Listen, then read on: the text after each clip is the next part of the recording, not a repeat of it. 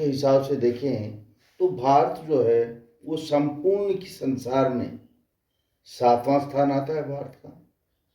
अगर संपूर्ण संसार में अगर बात करें तो भारत से ही बड़े अनेकों देश हैं और उनमें से एक ही को देश एवं महाद्वीप उनको एक दोनों की में ही माना जाता है।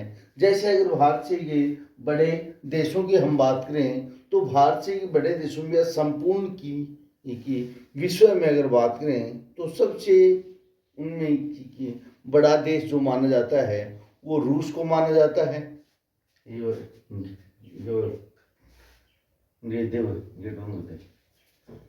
भारत का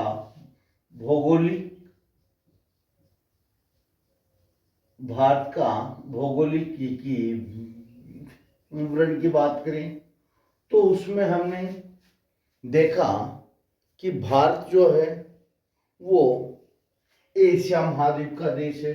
कहाँ है?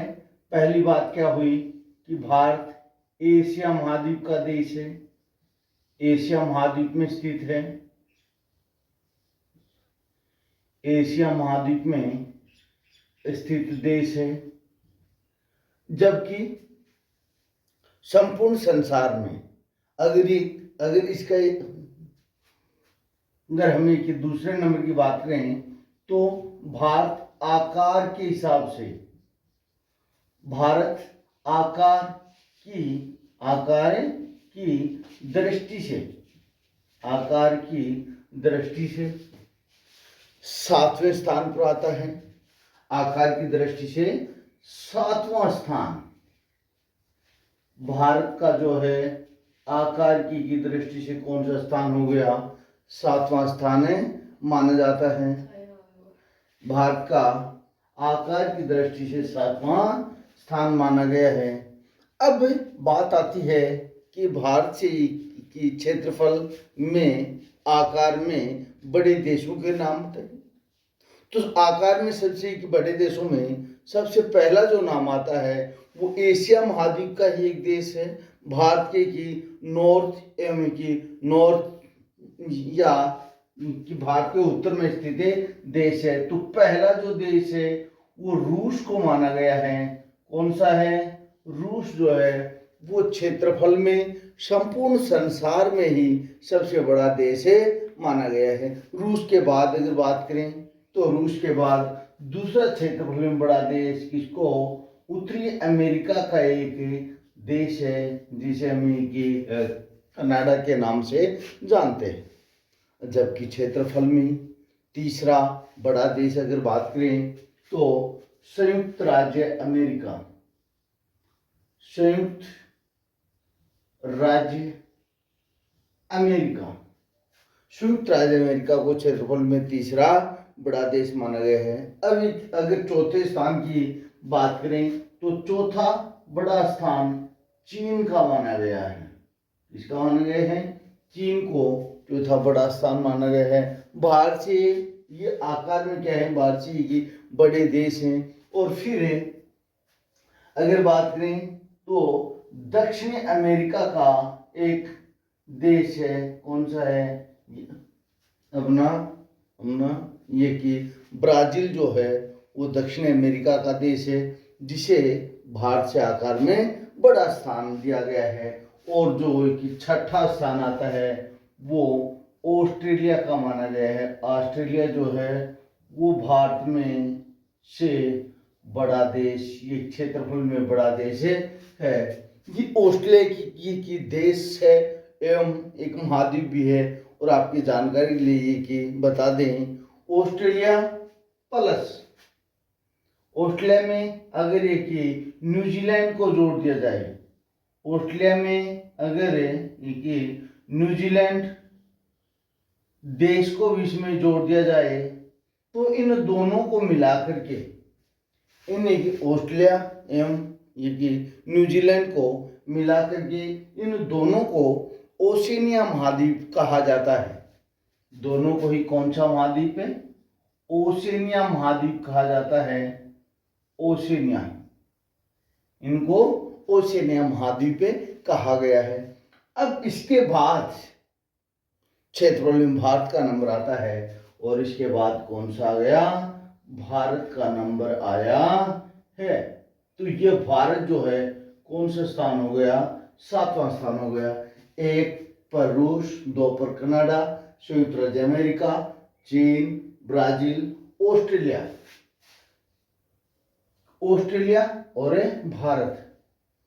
अब ऑस्ट्रेलिया के विषय में एक बात और है कि ऑस्ट्रेलिया जो है वो, ऑस्ट्रेलिया के बारे में आपको एक और बात बता दूं कि ऑस्ट्रेलिया को सबसे छोटा महाद्वीप भी माना जाता है।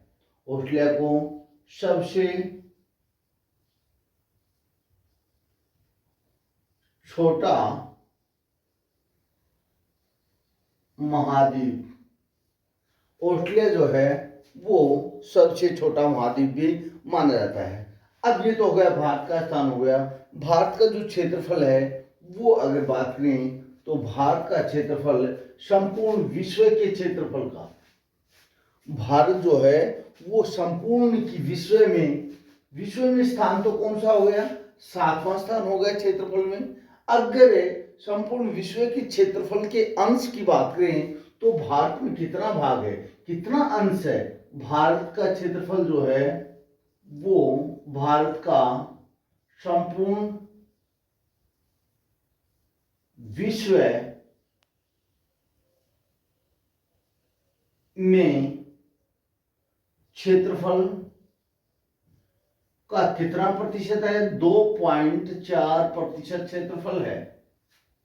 संपूर्ण विश्व के क्षेत्रफल का भारत में 2.4% क्षेत्रफल अकेले भारत में है। और भारत जो है इसी कारण क्या है, भारत संपूर्ण विश्व का 7वां बड़ा स्थान लिए बैठा है, 7वां स्थान है संपूर्ण विश्व। और भारत का क्षेत्रफल अगर बात करें तो भारत का क्षेत्रफल 32,87,263 वर्ग किलोमीटर है, वर्ग किलोमीटर है। और यही जो क्षेत्रफल है, यही क्षेत्रफल सारे संसार के क्षेत्रफल का 2.4% है। और इसी कारण भारत का क्या है, 7वां स्थान है। अब अनेक के बच्चों या साथियों की शिकायत आती है कि भारत से की बड़े देशों के नाम याद करने में समस्या आती है। तो उसके लिए आपको एक सीधा सा उपाय बता दूं।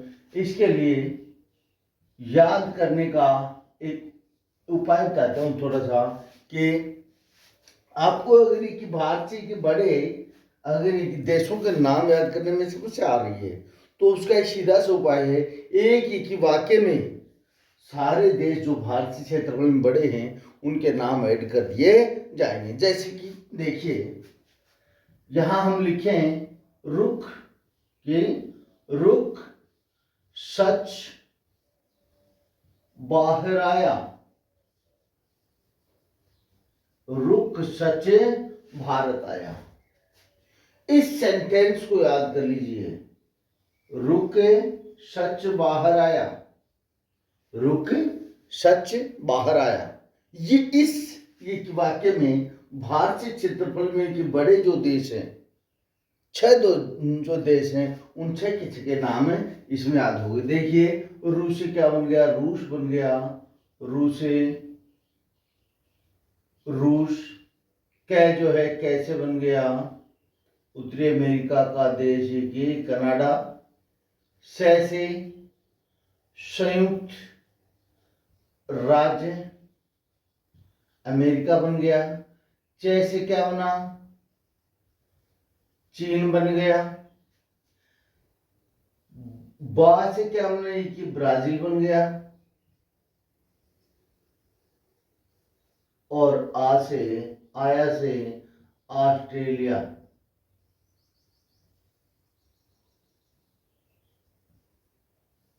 ऑस्ट्रेलिया बन गया। ये क्या है, भारत के क्षेत्रफल में 6 बड़े देश हैं। इतना आपको समझ में आया होगा। अब हम इतना सब कुछ, इसका अगर आप एक स्क्रीनशॉट लेना चाहें तो ले सकते हैं।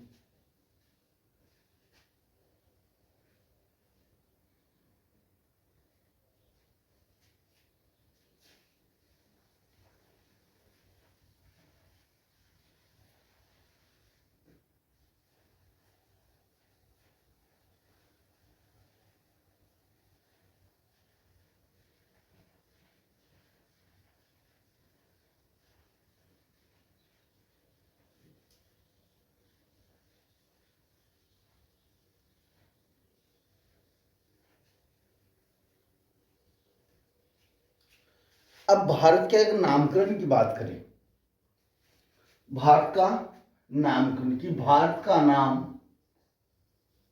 अनेक समयों पर ये चेंज करण होता रहा है। भारत का जो नामकरण था वो समय समय पर ये बदलता रहा है। जैसे भारत को पहले आर्यवर्त कहा जाता था, पहले भारत को आर्यवर्त कहा जाता था। क्यों? क्योंकि उत्तर भारत में वैदिक आर्यों का शासन रहा। जो उत्तरी भारत था, उत्तरी भारत में वैदिक आर्यों का शासन था। किसका? पहले अगर बात करें तो उत्तर भारत जो था, उत्तर भारत में वैदिक आर्य, उत्तर भारत में वैदिक आर्यों का शासन रहा। उत्तर भारत में वैदिक आर्यों का एक ही शासन रहा। और उन वैदिक आर्यों के शासन के कारण जो अपने की वैदिक आर्य थे, उन वैदिक आर्यों के शासन के कारण ही भारत का नामकरण जो था, या भारत का नाम आर्यावर्त पड़ा। वैदिक आर्यों के कारण क्या नाम रखा गया? आर्यावर्त, आर्यावर्त, ये भारत का नामकरण हुआ। अब इन आर्यों में जो था, जो कि भारत के उत्तर में वैदिक आर्य थे, उनमें एक ही राजा हुए। वैदिक आर्यों के नाम पर तो आर्यवर्त पड़ा, लेकिन वैदिक आर्यों में एक ही महान राजा हुए। उनके वैदिक आर्यों के एक महान सम्राट या महान राजा हुए। और महान राजा कौन थे? उनके अंतिम जो कि सम्राट रहे, या उनके कि महान जो सम्राट रहे, वो कौन थे? वो उनके राजा कौन थे? ये कि भरत नाम के राजा हुए। उनके कौन से? उनके एक भरत नाम के राजा हुए। और उस एक भरत के नाम पर जहाँ एक भरत का एक शासन रहा, उस क्षेत्र को क्या कहा गया? भारतवर्ष कहा जाने लगा। कि भरत का जहाँ शासन था, उस क्षेत्र को भारतवर्ष कहा जाने लगा। भरत का जहाँ शासन रहा, उसको भारतवर्ष कहा जाने लगा। ये कि भरत कहाँ पर थे? ये कि राम, लक्ष्मण, भरत और शत्रुघ्न, है ना। ये कि वो वाले नहीं थे भरत, ये कि दूसरे भरत थे, जो कौन थे? वैदिक आर्य थे। और वो उन्होंने एक महान कार्य किया, और उनका एक शासन काल ये कि बड़ा अच्छा रहा। उन्हें एक महान सम्राट माना गया, और उनके नाम पर ही भारत का नाम क्या पड़ गया? भारतवर्ष कहा जाने लगा। अब इसके बाद भारत को अनेक नाम और भी दिए गए। अब भारत को कि हिंदुस्तान भी कहा जाने लगा। अब जो हिंदुस्तान नाम हुआ, वो उत्तर भारत से आने वाली जातियां जो थी, उनके द्वारा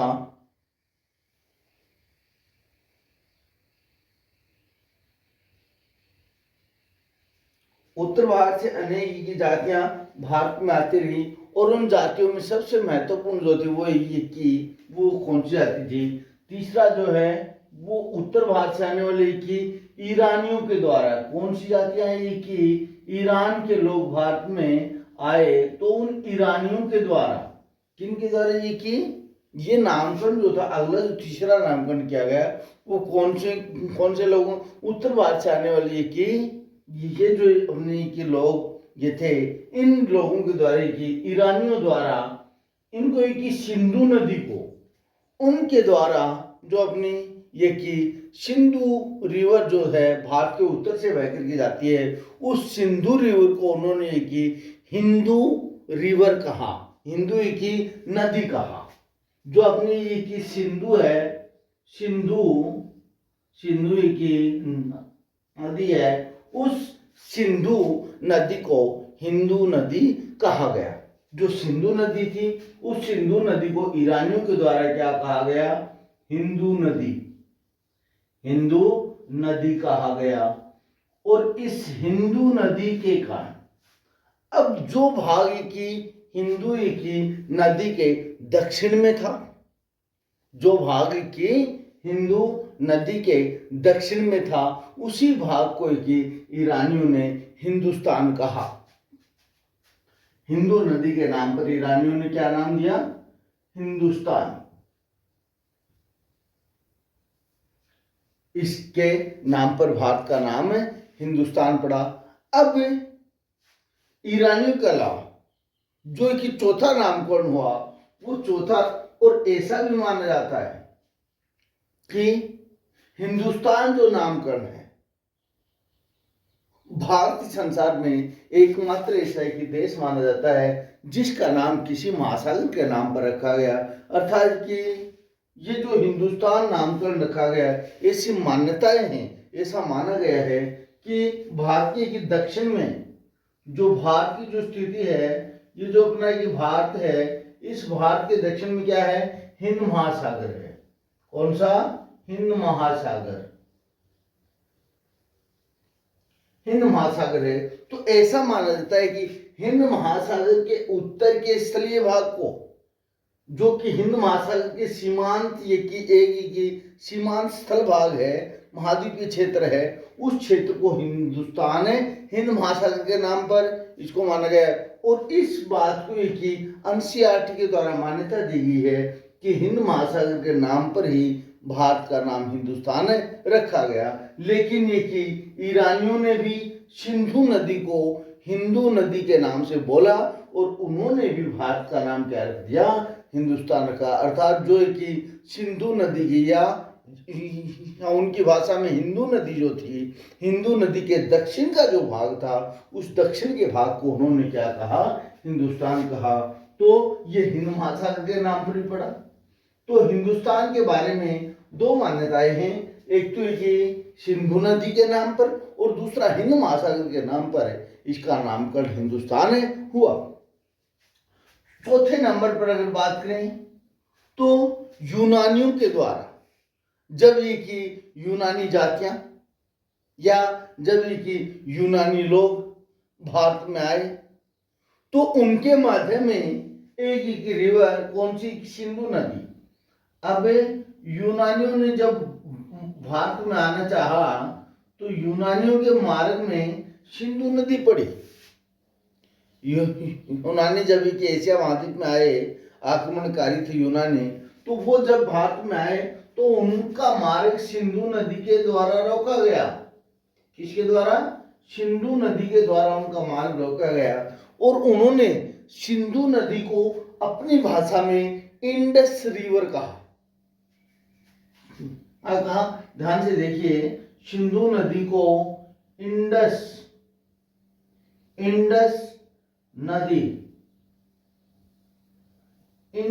नदी कहा। और उन्होंने कहा कि इंडस नदी के समीपवर्ती जो क्षेत्र है या इंडस नदी के दक्षिण में जो क्षेत्र है वही क्या है? इंडिया कहलाया। इंडस के दक्षिण में क्षेत्र है और यूनानियों ने भारत का नामकरण क्या किया? इंडिया। इंडिया जो नामकरण किया गया वो किसके द्वारा? यूनानी लोगों के द्वारा किया गया। तो इस प्रकार भारत का नामकरण हुआ। और भारत को अगर कि भारत के नामकरण में एक और बताता हूं आपको, भारत को अगर भारत के इस नामकरण के अलावा अगर भारत का एक ही भारत को अगर ये कि पौराणिक आख्यानों के अनुसार जाने या भारत की आरंभिक जब एक महाद्वीपों के अलावा जो आज के जो 7 महाद्वीप हैं, इन महाद्वीपों से पहले संपूर्ण विश्व को अन्य के नामों से जाना, तो उसमें कि महाद्वीपों के नाम अलग अलग थे। और भारत जो आज एशिया महाद्वीप में है, वो उस समय एक ही जम्बू महाद्वीप का हिस्सा था। जम्बू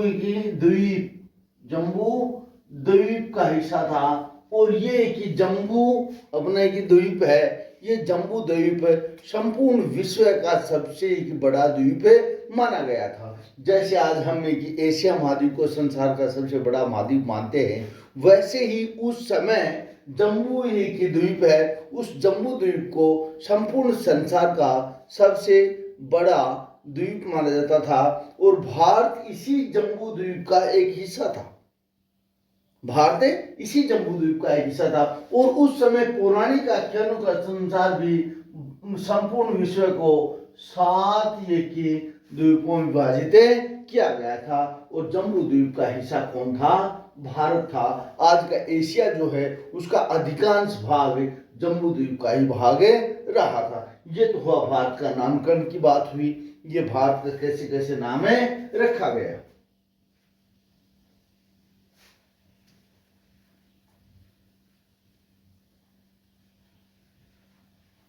अब हम बात करते हैं भारत के भौगोलिक स्थिति की।